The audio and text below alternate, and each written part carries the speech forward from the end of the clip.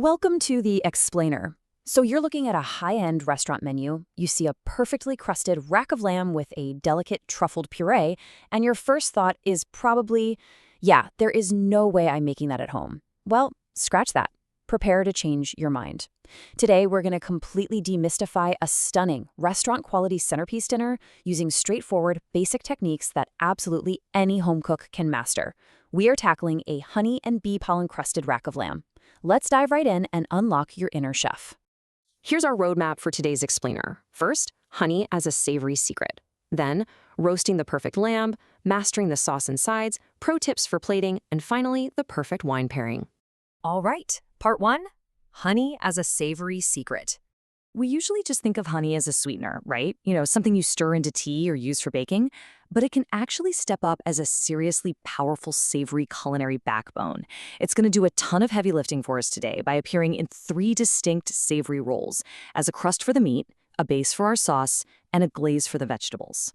So, what do we actually mean by a culinary backbone? Basically, it's an ingredient that anchors the entire dish. It ties the whole shebang together. Honey isn't just an afterthought here, it's literally the foundation. It gives us that beautiful caramelized crust on the lamb, it balances out the sharp acidity in our red wine sauce, and it pulls this deep, complex roasted sweetness out of our root vegetables. It transforms from a simple, everyday additive into the architectural support of our entire flavor profile. Moving right along to part 2, roasting the perfect lamb. To build our stunning crust, we're combining 2 tablespoons of fine breadcrumbs for some nice texture, a teaspoon of fresh minced rosemary for that classic piney aroma, and 1 tablespoon of bee pollen.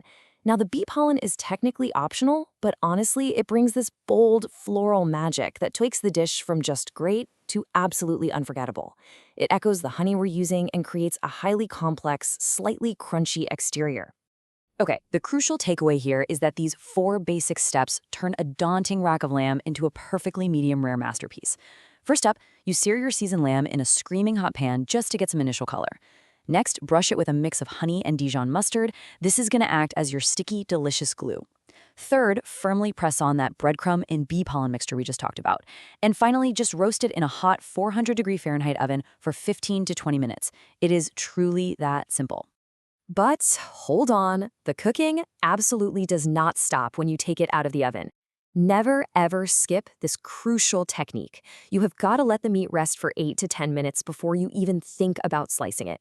Resting guarantees all those juices redistribute throughout the meat, keeping the center perfectly pink, juicy, and tender instead of spilling all over your cutting board. All right, on to part 3, mastering sauce and sides. Making a reduction sounds incredibly fancy and technical, right? But looking at this step-by-step breakdown shows it's actually super straightforward. First, you sauté a chopped shallot until it's soft. Then, pour in a cup of dry red wine and just let it boil until half of it evaporates. That is literally all a reduction is. Next, stir in 2 tablespoons of honey and a tablespoon of balsamic vinegar to balance that acidity with sweetness. Finally, take it off the heat and swirl in a tablespoon of butter.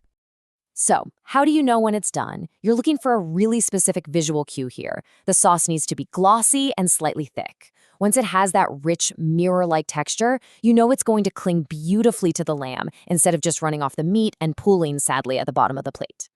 Now for our truffled parsnip puree. You'll boil peeled parsnips until tender, then blend them with butter, cream, and a teaspoon of honey until they're perfectly smooth. But when it comes to adding the truffle oil, remember this golden rule.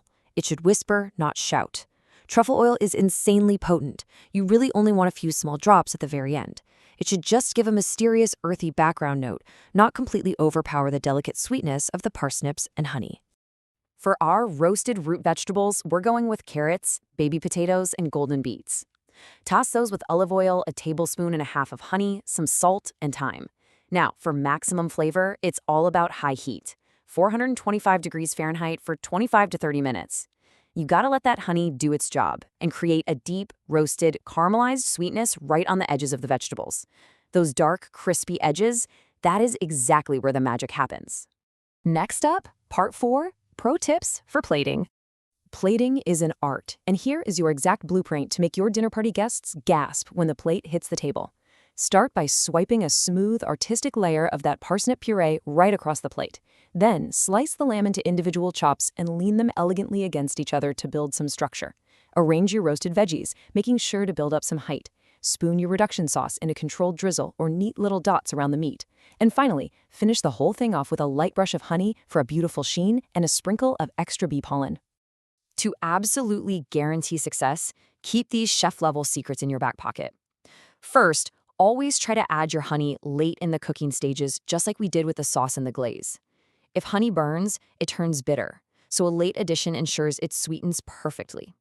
Second, like we talked about, resting the lamb is what gives you those clean, beautiful slices for your plating. And third, try to source floral honeys. A wildflower, clover, or even a bold buckwheat honey is going to elevate the flavor complexity way beyond your standard processed honey. Finally, part 5. The perfect wine pairing.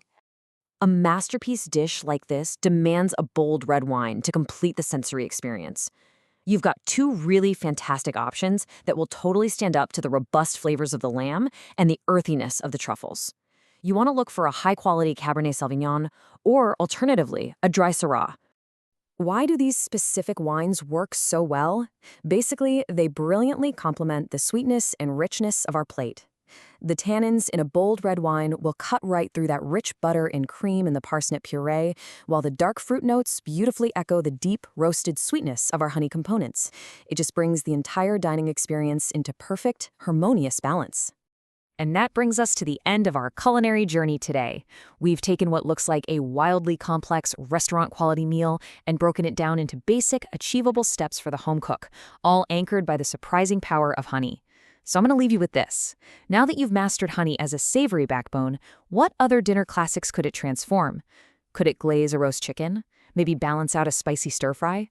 Take this new technique into your kitchen and start experimenting. Thanks for hanging out with me on this explainer, and happy cooking!